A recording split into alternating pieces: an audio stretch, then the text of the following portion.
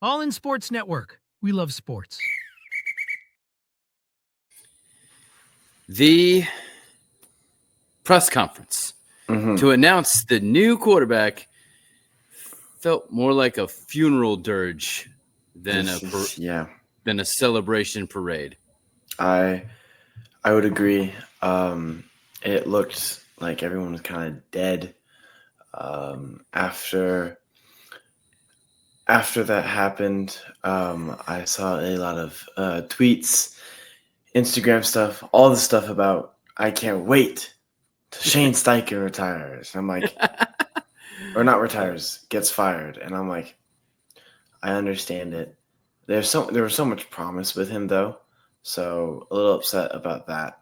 I mean, it's like he said Daniel Jones is our starter, and it's like the air got sucked out of the room, and it felt like a funeral for Anthony Richardson's career. It felt like a funeral for Chris Ballard and his tenure, and in some ways, it felt like a funeral for Shane Steichen. Was it the right decision? Only time will tell. I'm Kevin. This is my son Liam. And we are the Unstable Blues, happy to present All Indiana Sports as part of the All In Sports and Rogue Media Sports networks. Welcome back in. The Colts have decided on their starting quarterback for the season, or for now. It's hard to know. We will just talk about the decision, the Packers joint practice and game, and preview the final preseason game against the Bengals. So let's go all in. Yes, we now have a TikTok and Instagram at All Indiana Sports and a Twitter at All Indy Sports, and you can still follow us at Unstable Blues. Yes, that's it.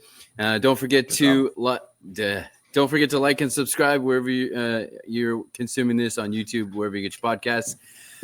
So let's talk a little bit more about the QB before we get into this other stuff. Yep. Did you see this decision coming? Because I envisioned us doing a podcast before to make our picks. We didn't do that. Did you see this coming? I'd say I did. Yeah. What do we know about the Colts? What have we seen over the past, just since we've been doing the podcast, like if we're being real? Right, but even more so under Chris Ballard, 13 starting quarterbacks, 4 of which have retired after their time with the Colts.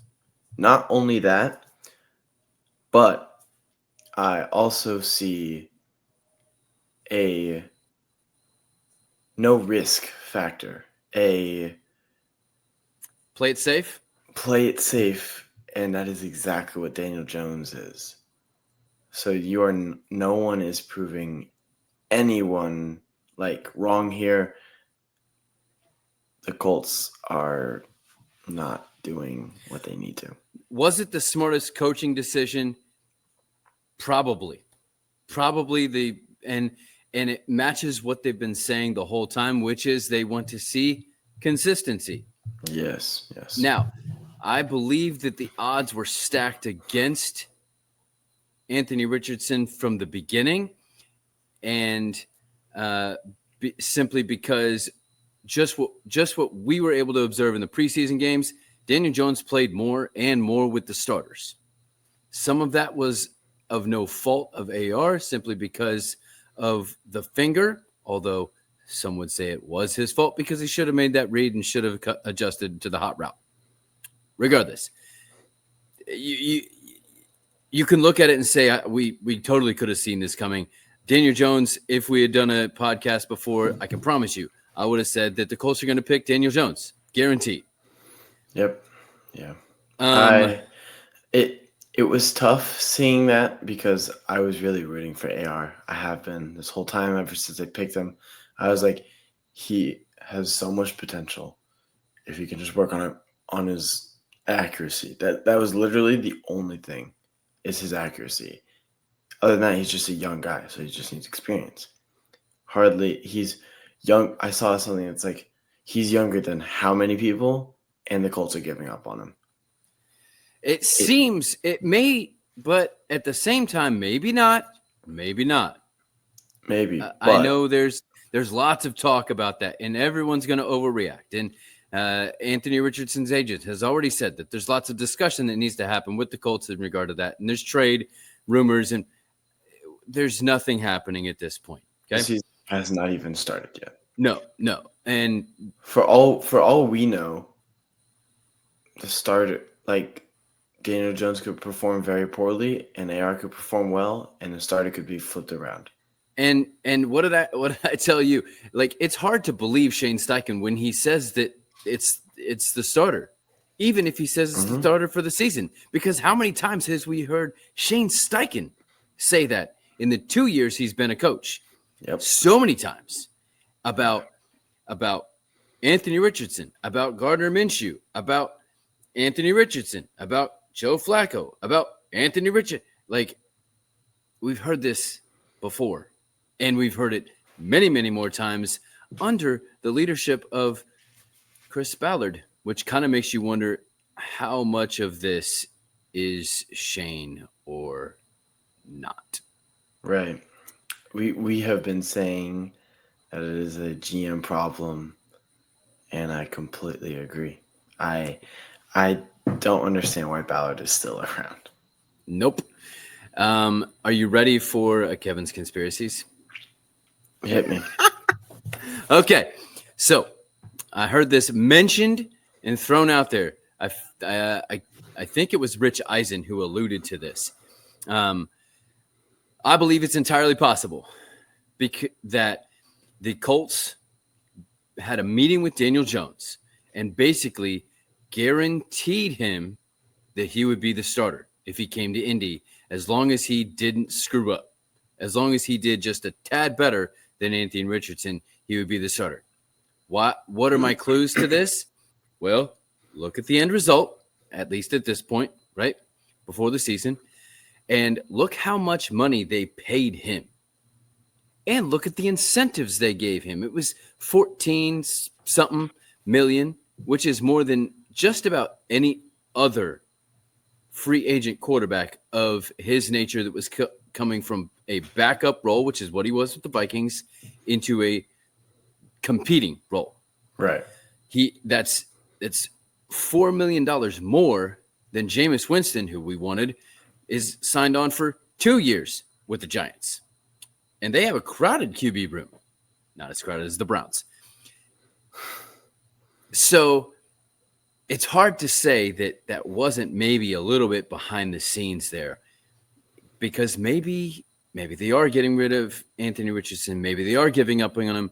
Maybe they just needed a little bit of a change. Whatever it is, it could have been Chris Ballard going, hey, all you have to do is do a little bit better than this guy, and you'll be the starter.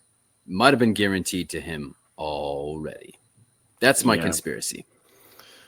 I can see it, but you know how I feel about your conspiracies. I know. So, I know. yeah. Regardless, I heard someone say it really well that this raises the floor of the quarterback position and the offense, but it lowers the ceiling. And I think that's really well put. And we will see,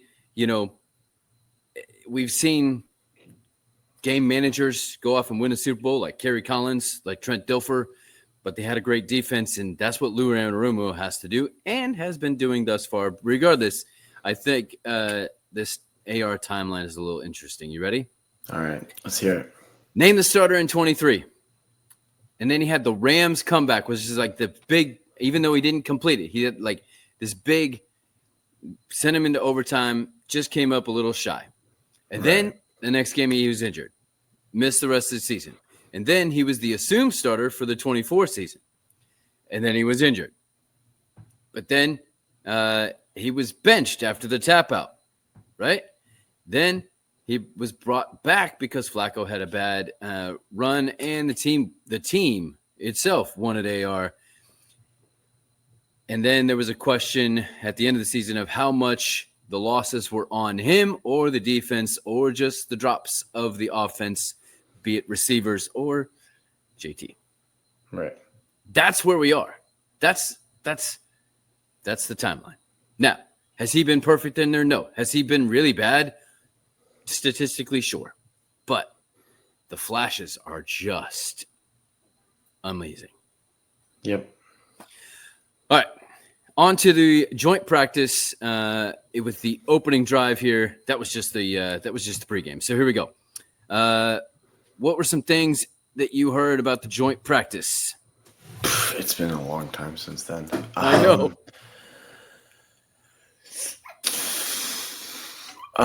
I heard about AD Mitchell still cooking people in one-on-ones and all that stuff. Yep.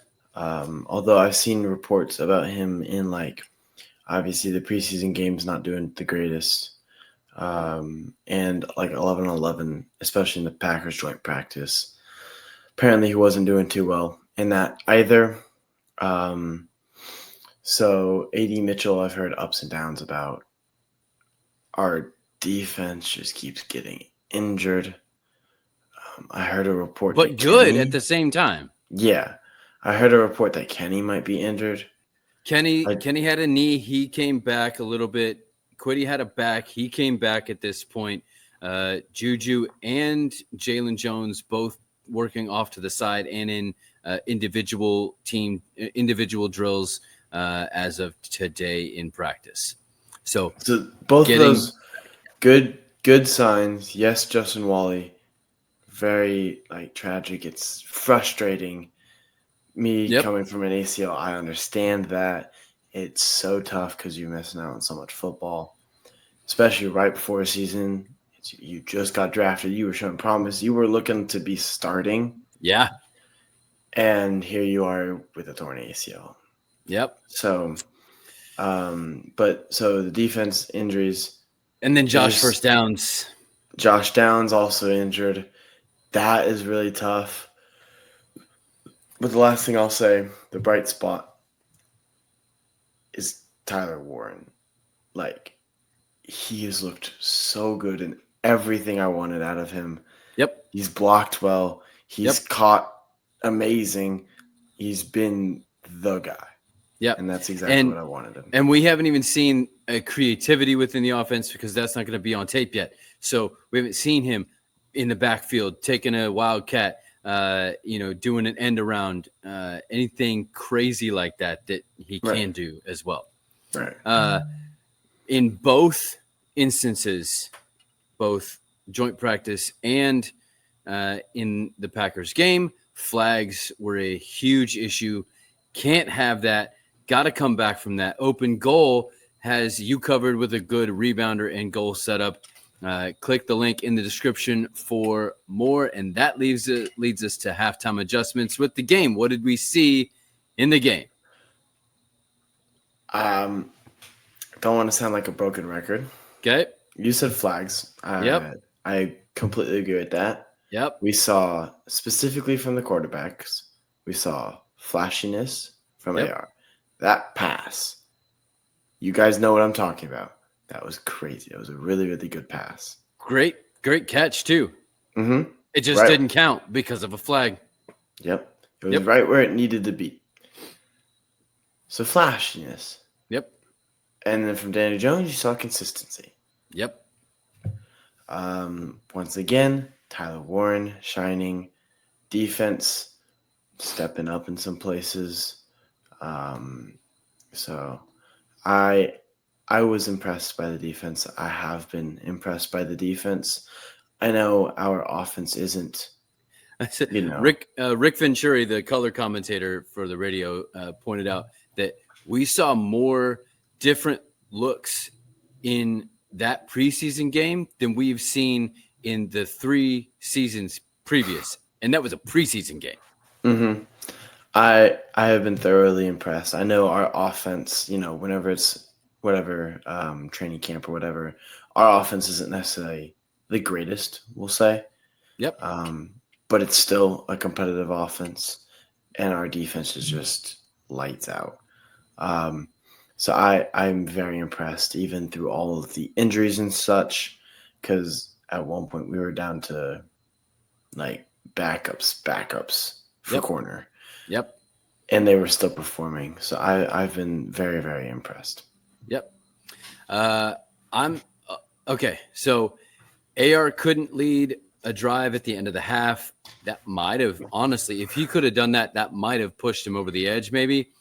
He also missed some layups, like, to Giddens, overthrew him a few times. Although DJ Giddens, I'm surprised you didn't bring this up.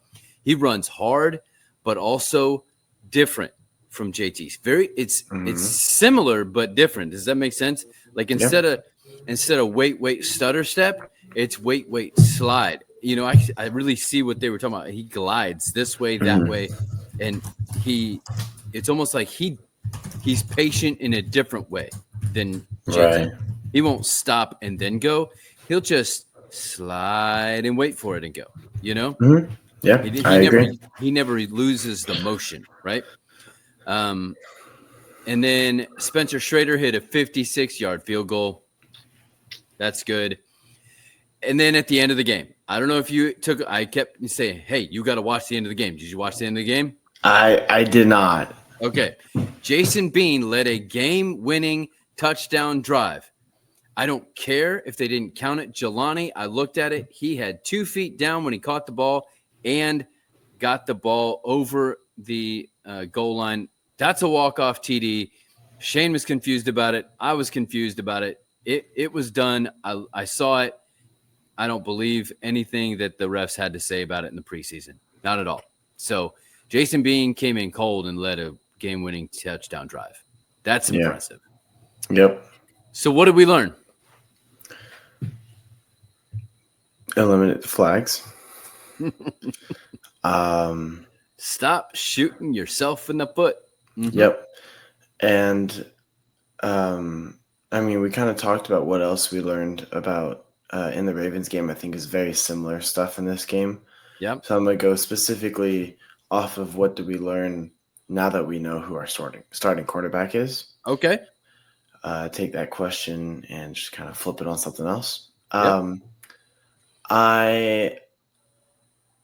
We learned that we were going to be stuck with consistency and maybe a bland offense, even more bland than it has been. Yes, we were running offense, so it's kind of bland anyways, but now the passing's bland as well. You're not on the edge of your seat like whenever you watch Mahomes or Burrow.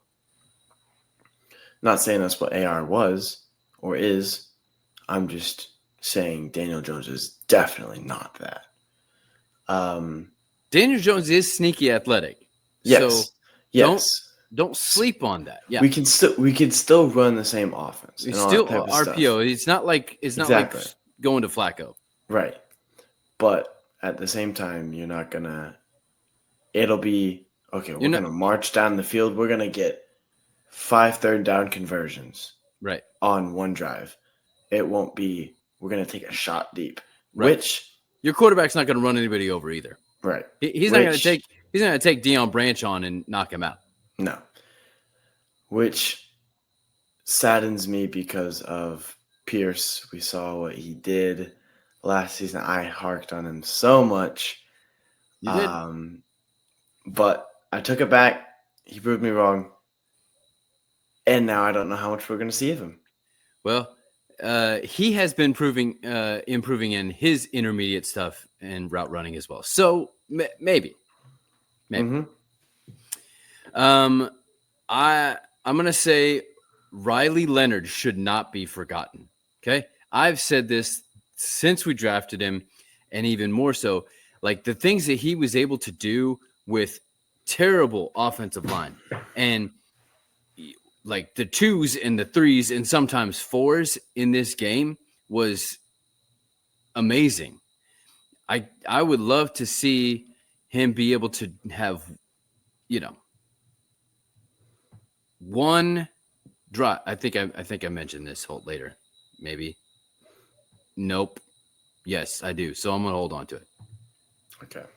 Coleman Owen, number 3, sharing a number with Spencer Schrader because it's the preseason. Came up big late in the game. May have a place at least on the practice squad. He as like a kind of backup slot guy. Mm. And then cornerback is like completely wide open at this point, although maybe not because of what the Colts did early in the week. Right. What do you want? What do I want? I want to see. Not what do you want to see, but what do you want more or different based on that game, the Packers? Okay. It's preseason. What do I want more of? What I want more of is what they're not going to show until the regular season. I gotcha. I'm going to say discipline, no more penalties. That all comes from training, and healthy dog treats from farm hounds can help you. That's what we love for training our puppies with Country Mountain Dogs. Click the link in the description for more. What was your Mayflower move?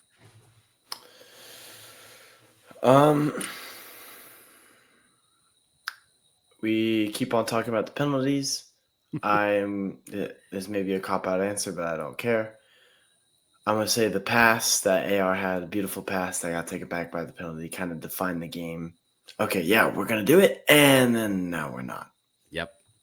I'm going to say the Colts' fumble recovery in the third quarter was a big game shifter. They were headed toward points, and it kind of flipped things around for Jason Bean to lead that game-winning touchdown drive, which actually was. Yes. Who was your lone star of the game then? My lone star of the game was the guy who you were surprised I didn't talk about, DJ Giddens. All right. I was, like you said, I was very impressed with his running ability. It's exactly how you said, not a wait, stutter, go. It's a wait, slide, go, which I think we need a difference. I think he's proving even more that he should be the number 2. If for some reason they don't have the number 2, I have no clue what they're doing.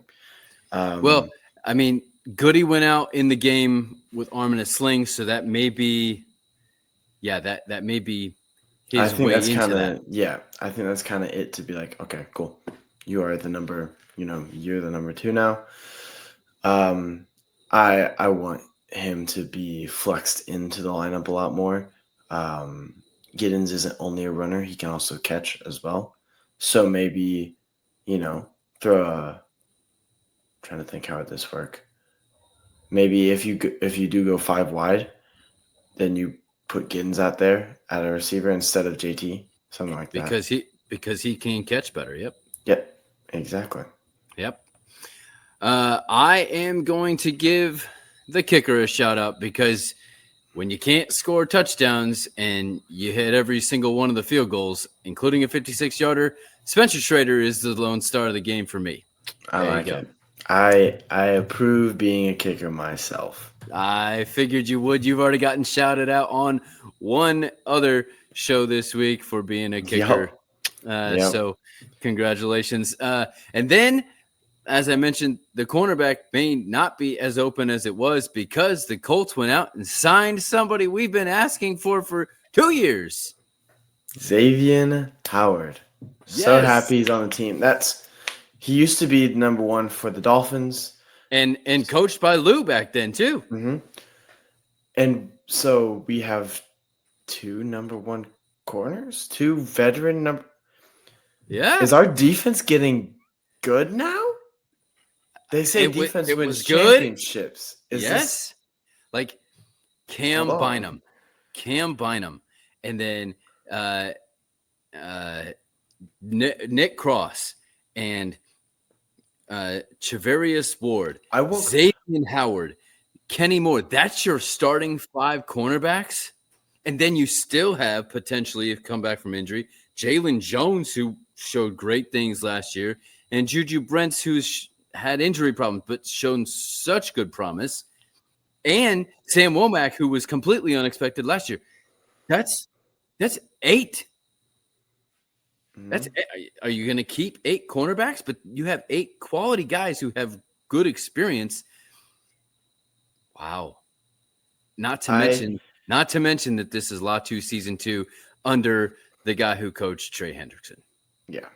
I recall the Travaris Ward move. I was taking a nap, just woken up, and then I was like, checked my phone. It looked like 7 minutes ago. There's an app called The Score. That's like where I get all my Yep. news because that's where it posts first.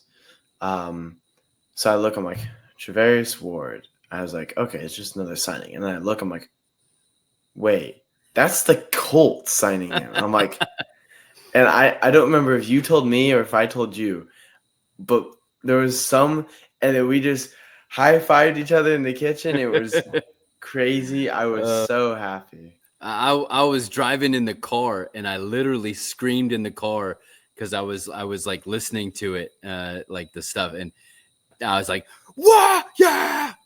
Because that's so huge, especially as being the Niners, my other team. Fairly familiar. Kind of connects. All right, time for third and short.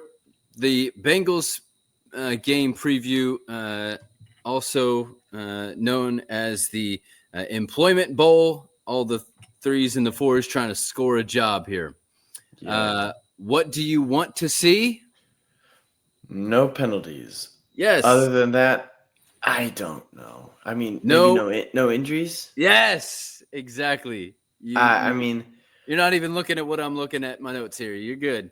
Look at that. It's the threes and the fours. They're trying to win jobs. It would suck to see you lose a job because of an injury. Yep. And you think of the reality of the situation. Sorry, I'm gonna get a little mushy gushy here. You think of the reality of the situation. Let's say, for example, you go down with an ACL injury. That's a lot of money. Yep. And if you go down with an ACL injury, guess what's not happening? You're not getting a lot of money because you're not getting the job. Yep. Why would they pay you to sit for a year? Yeah. Yep. And it's tough. This is also the point in the season where you see. I remember a couple of years ago, the Browns player dropped a touchdown, dropped a catch in the end zone, and I saw that. I was like, "That's his job." There it goes. I believe he got another opportunity on another team, and he made the. I don't know if he made the roster or the practice squad, but he got a job. So happy for him, but that's what happens. Yep. You mess up one time. Listen, and you're gone. Even if you make the practice squad on an NFL team, one, you have a lot less pressure than being on the actual roster, and you still make way more money than you would make at just about any other job. And you get to play football for a living. How is this a bad thing? Exactly. The one thing I want to see will not happen, but in a perfect world, I would love to see, as I alluded to earlier, Riley Leonard with the ones for one series. I want to see what he could do with a good offensive line, a good quality running back. I know we're not going to see JT, but even Giddens and some of our, our top receivers. Let's see what he can do for one series and see what he can put together, right? Yeah. I know it's not going to happen because we can't afford anyone else to get injured. We got to get healthy. I get it. But in a perfect world, that's what I would love to see. That may put to bed some of the other things that we are looking at. Speaking of which, Joi Baby sleep sacks and matching crib sets can help you put your little one to bed. Click the link in the description for more. You laughing at me? I am. I thoroughly enjoy your segues to the ads. I tried it one time. I got it right one time. I'm retiring 100%. No, I might hop in. You can throw it in there. I'm sorry. I'm in the habit of doing it all the time because you're good. You're good. When I do the fever stuff with your mom, she doesn't want to do it at all, and so I do it all. So I'm just kind of in the habit of. But step in, jump in. I'll throw the softball pitch, and you can knock it out of the park if you want next time. All right. See, it doesn't work that way. I got to come up with it myself. All right. Okay. Sounds good. I'll whenever you want to jump in and you take over, it's cool with me. So last question for the Bengals game. Who are you watching?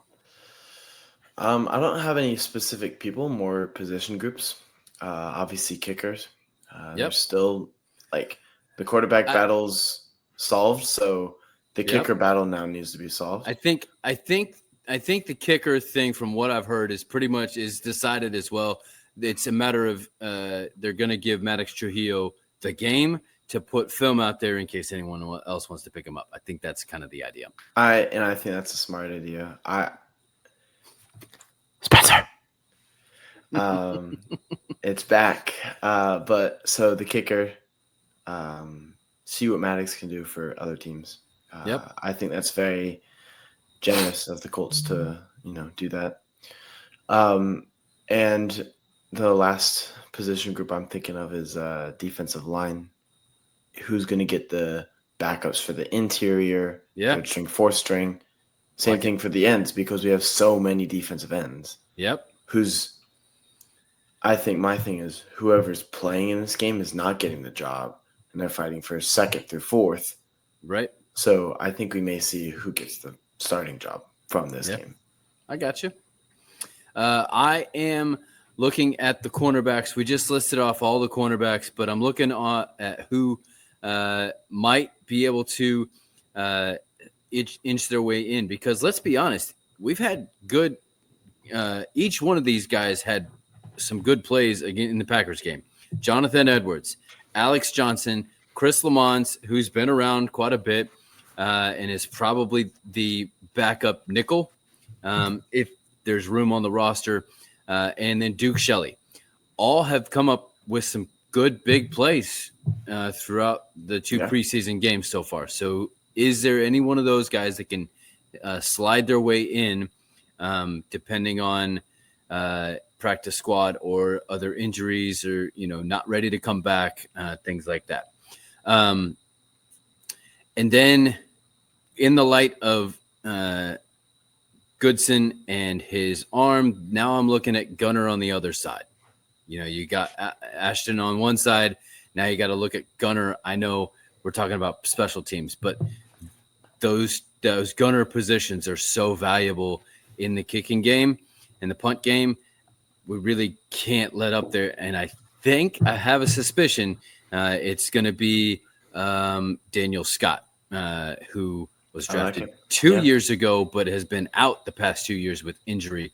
But has played a ton. Like, I think the most special team snaps ever in college history at Cal, not to mention safety and corner as well. So that's what I've got. But that's it for today. Your mom and I will be back this week as the Fever play a home and away games against the Lynx. Then we'll be back to discuss the final preseason game against the Bengals and make our predictions on the 53-man roster cuts. Yep. Well, this is Liam. And this is Kevin. Reminding you to stay all Indiana. All in Sports Network. We love sports.